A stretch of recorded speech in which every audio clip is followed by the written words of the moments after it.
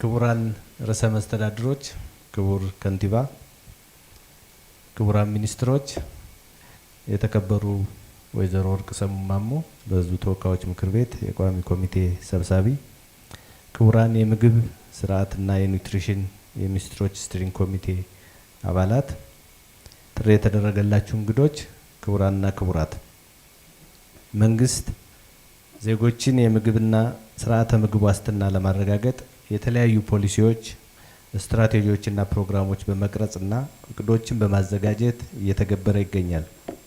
የህፃናትን መቀንጨር በ2022 ዓመተ ምህረት ዜሮ ለማድረግ በ2007 ዓመተ ምህረት የሰቆጣ ቃል ኪዳን ስምምነት ይፋ ተደርጎ ነበር። የዚህ ቃል ኪዳን የሙከራ ምዕራፍ ትግበራ በ40 ወረዳዎች ተከናውኗል። ከሙከራ ምዕራፍ ትግበራ ልምድ የተወሰደባቸውና ሊስፋፉ የሚችሉ ተሞክሮችን በመለየት በመቀመር የምግብና ስርዓተ ምግብ ስትራቴጂውን ትግበራ በሚያፋጥን መልኩ የማስፋት ምዕራፍን በትግበራ ላይ ይገኛል።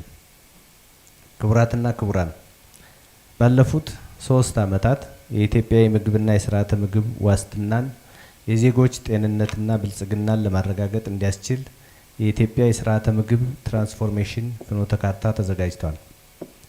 ይህ ሰነድ በሀገራችን ያለውን የስርዓተ ምግብ ችግር ሊፈቱ የሚችሉ 24 ውጤት ቀያሪ መፍትሄዎችን 7 ክላስተሮች በማደራጀት የተቀረጸ ነው። ፍኖተ ካርታው በተባበሩት መንግስታት የስርዓተ ምግብ ማዕቀፍ የድርጊት መስክ ውስጥ የተገለጹትን 5 የረጅም ጊዜ ውጤቶችን ለማሳካት በሚያስችል መልኩ ተቀርጿል።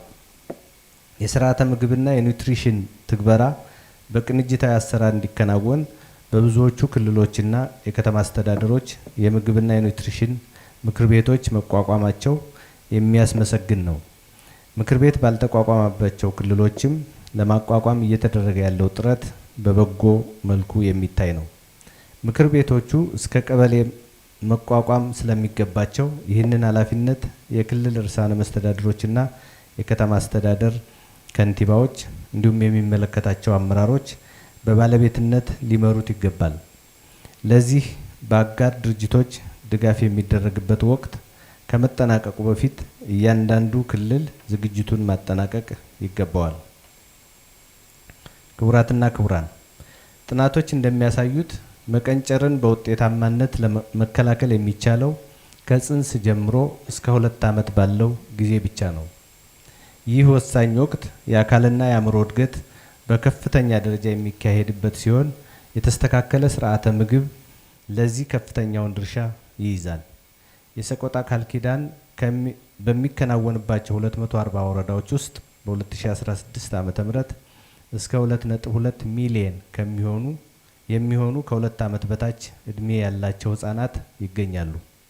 እነዚህን ህፃናት ከመቀንጨር አደጋ መከላከል የመጪውን ትውልድ ዕጣ ፈንታ ብሩህ ማድረግ ነው። የህፃናትን መቀንጨር መከላከል የሀገርን መቀንጨር መከላከል ማለት ነው።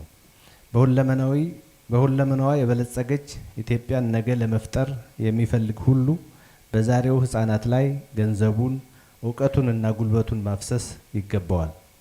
በነፍሰ ጡርና በሚያጠቡ እናቶች እንዲሁም ከ2 ዓመት በታች ባሉ ህፃናት ላይ በሰቆጣ ቃል ኪዳን መሰረት በብዝሃ ዘርፍ የወረዳ አቀፍ እቅድ የምናከናውናቸውን የምግብና የስርዓተ ምግብ ተኮር ተግባራት አጠናክረን ልንተገብር ይገባል።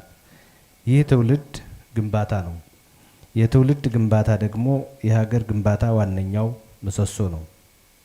የሰቆጣ ቃል ኪዳን የመቀንጨርን ችግር ከሀገራችን ለማጥፋት በመንግስት ባለቤትነት የሚተገበር ሀገር በቀል መፍትሄ ነው።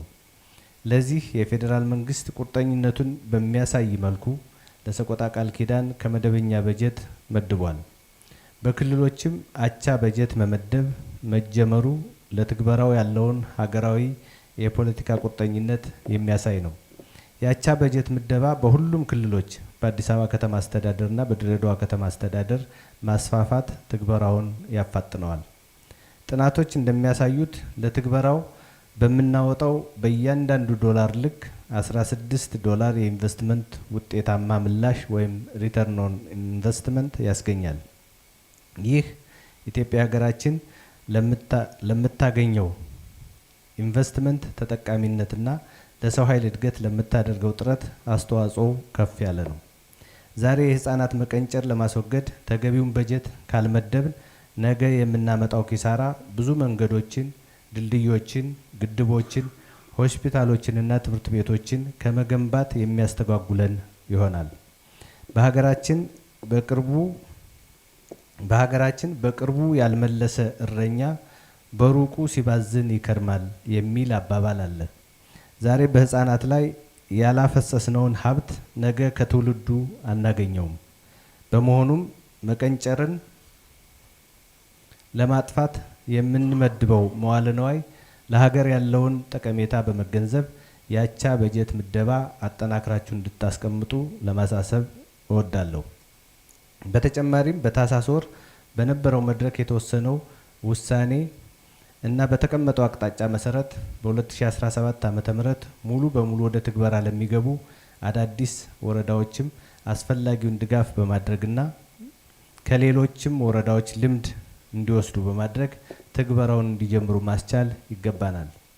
ክቡራትና ክቡራን፣ የሰቆጣ ቃል ኪዳን ትግበራ ሀገራዊ ብቻ ሳይሆን አህጉራዊና ዓለም አቀፋዊ ልምድ እየተወሰደበት ያለ ሀገር በቀል ቃል ኪዳናችን ነው። ባለፉት ዓመታት በአፍሪካ ህብረት የመሪዎች ስብሰባና በኒውዮርክ የተባበሩት መንግስታት የጎንዮሽ መድረኮች ላይ ልምዳችንን ለማካፈል ችለናል። በእኛ ልምድ ላይ ተመርጉዘውም የአፍሪካ ህብረት አባል የሆኑ ሀገራት በአህጉር ደረጃ መቀንጨርን በተፋጠነ መልኩ ለመቀነስ በጋራ ለመስራት ስምምነት እንዲደርሱ እና አዳዲስ አጋር አካላትም ድጋፍ እንዲያደርጉ እድል ፈጥሯል። በመሆኑም ትግበራውን በባለቤትነት በመምራት ከልማት አጋር አካላት ተጨማሪ ሀብት የሚገኝበትን መንገድ በመፍጠር በቤተሰብ ደረጃ ለውጥ በሚያመጡ ተግባራት ላይ ማተኮር ያስፈልገናል። ይህንን አገር በቀል የሰቆጣ ቃል ኪዳን ትግበራ ለውጥ አምጥቶ የመቀንጨር ምጣኔውን በፍጥነት ቀንሶ መቀንጨርን ዜሮ ለማድረግ የተቀመጠውን ግብ ለማሳካት መረባረብ ይገባናል። ክቡራትና ክቡራን፣ የጤና አገልግሎት ወጪ በሀገራችን እየናረ መምጣቱ ይታወቃል። ከዚህም ባሻገር አዳዲስ የጤና ፍላጎቶች መበራከታቸው አሁንም የዘርፉን ገቢ በማሳደግ ላይ ብዙ መስራት እንዳለብን የሚያሳይ ነው። ከውጭ የሚገባውን መድኃኒት በሀገር ውስጥ ምርት ለመተካት እየተደረገ ያለው ጥረት ለዚህ አበረታች ማሳያ ነው። በሌላ በኩል የበርካታ ዜጎቻችንን የጤና አገልግሎት ተጠቃሚነት ዝቅተኛ እንዲሆን ካደረጉት ጉዳዮች መካከል አንዱ በአገልግሎት ወቅት ከታካሚዎች ኪስ የሚከፈለው ወጪ ከፍተኛ መሆኑ ነው። በተለይም አነስተኛ ገቢ ያላቸው የህብረተሰብ ክፍሎች ህመም ሲያጋጥማቸው የሕክምና ወጪ ለመሸፈን ሲሉ ንብረታቸውን ለመሸጥ ወይም ለከፍተኛ ብድር ይጋለጣሉ። በዚህም ለከፋ ድህነት ከመጋለጣቸው ባሻገር ለዘላቂ የጤና ችግር ወይም ለሞት ሊዳረጉ ይችላሉ። ስለሆነም ህብረተሰቡ ካልተጠበቀ ከፍተኛ የጤና ወጪ ለመታደግ የመድን ከለላ በመስጠት ፍትሐዊ የጤና አገልግሎት አጠቃቀምን ለማሻሻል ጥራት ያለው የጤና አገልግሎት ተደራሽነትን ለማረጋገጥ እንዲሁም በጤና አገልግሎት አሰጣጥ የህብረተሰቡን ተሳትፎ ለማጠናከር እንዲቻል የማህበረሰብ አቀፍ የጤና መድን ስርዓት ተዘርግቷል። የማህበረሰብ አቀፍ የጤና መድን ስርዓት አስቀድሞ በሚደረግ አነስተኛ መዋጮ የጤና አገልግሎት ወጪ የሚሸፈንበት ስርዓት ነው። ይህ ስርዓት ከፍተኛ የጤና ወጪ ስጋትን በመቅረፍና ፍትሐዊነትን በማረጋገጥ ሁሉም የህብረተሰብ ጤና አገልግሎት ተጠቃሚ እንዲሆን የሚያስችል ስልት ነው። በተጨማሪም ፕሮግራሙ ህብረተሰቡ የሚያዋጣውን አነስተኛ መዋጮ በአንድ ቋት በማሰባሰብ እርስ በርስ የመደጋገፍ ባህልን በማጎልበት ጤነኛው ታካሚውን፣ የተሻለ ገቢ ያለው አነስተኛ ገቢ ያለውን እንዲሁም ወጣቱ አዛውንቱን የሚደጉሙበት ስርዓት ነው። የጤና መድን ተግባራዊ ማድረግ ከሚያስፈልግባቸው ዓላማዎች መካከል አንዱ ፍትሐዊነት ነው። የጤና መድን የጎንዮሽ ፍትሐዊነትንም ለማስፈን በታህሳስ ወር በተደረገው የከፍተኛ አመራር መድረክ በተሰጠው አቅጣጫ መሰረት ገቢን መሰረት ያደረገ ማንዋል እንዲዘጋጅ አቅጣጫ ተቀምጧል። ክቡራንና ክቡራት፣ በዛሬው መድረክ የምግብና የስርዓተ ምግብ እንዲሁም የሰቆጣ ቃል ኪዳን የ2016 ዓመተ ምህረት እቅድ አፈጻጸም ይገመገማል። የ2017 ዓመተ ምህረት እቅድም ይጸድቃል። በተጨማሪ የስርዓተ ምግብ ትራንስፎርሜሽን ፍኖተ ካርታ የ2016 ዓመተ ምህረት ሪፖርትና የ2017 ዓመተ ምህረት እቅድን እናያለን። እንዲሁም የማህበረሰብ አቀፍ ጤና መድን የ2016 ዓመተ ምህረት አፈጻጸምና የ2017 እቅድ ይገመገማል። በተጨማሪም ገቢን መሰረት ያደረገ ማንዋልን በመመልከት አቅጣጫ ይቀመጣል። በዚህ መድረክ የሚቀመጡ አቅጣጫዎችን ተግባራዊ ለማድረግ የከፍተኛ አመራሩን ቁርጠኝነት ይጠይቃል። የተጠያቂነት ስርዓትን ለማስፈን ደግሞ በየደረጃው ጠንካራ ክትትልና ቁጥጥር ማድረግ ይገባል። በመጨረሻም የምግብና ስርዓተ ምግብ ስትራቴጂውን እንዲሁም የሰቆጣ ቃል ኪዳን ትግበራ ከሌሎች አገር በቀል ንቅናቄዎችና ትግበራዎች ጋር አስተሳስሮ መተግበር ያስፈልጋል። በመሆኑም የኢትዮጵያ አደጋ ስጋት ስራ አመራር ኮሚሽን ከጀመረው ማንም ህፃን በስርዓተ ምግብ ችግር ወደ ጤና ተቋም መሄድ የለበትም ከሚለው ንቅናቄ ጋር ማስተሳሰር ይገባናል።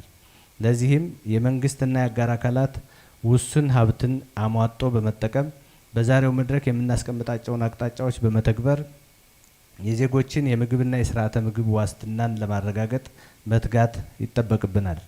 በዚህ መሰረት በ2022 ዓመተ ምህረት መቀንጨርን ዜሮ ለማድረግ ያስቀመጥነውን ግብ ለማሳካት እንድንረባረብ ጥሪዬን እያቀረብኩ የዛሬው መድረክ በይፋ መከፈቱን አበስራለሁ። አመሰግናለሁ።